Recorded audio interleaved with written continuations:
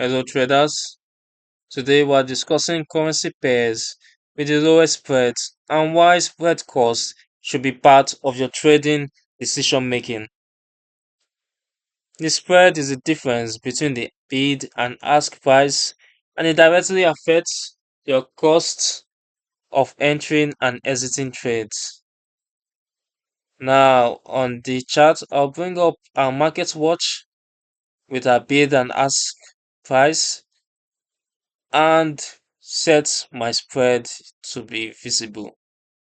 As you can see here, the spreads, just some examples of the spread across various pairs in real time. What does low spread look in practice? Pairs like Euro USD often have spreads under 1 pip, while USD, Japanese yen, or GP, Great British Pound USD, and Australian dollars USD typically stay under 2 pips. These tight spreads mean lower cost per trade,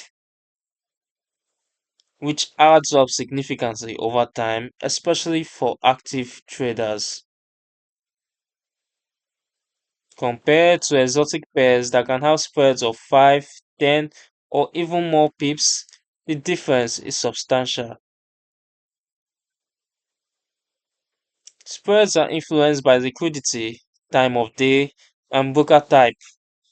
During major trading sessions like London and New York overlap, spreads on major pairs are the tightest.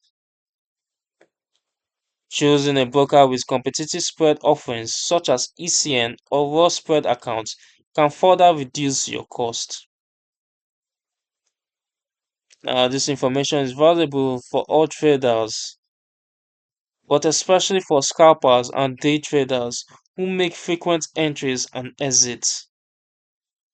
However, lower spreads do not mean lower risk, and market volatility, slippage during news events, and other factors still apply regardless of spread size. For the full breakdown, the article link is in the description below on the Forex Geek website.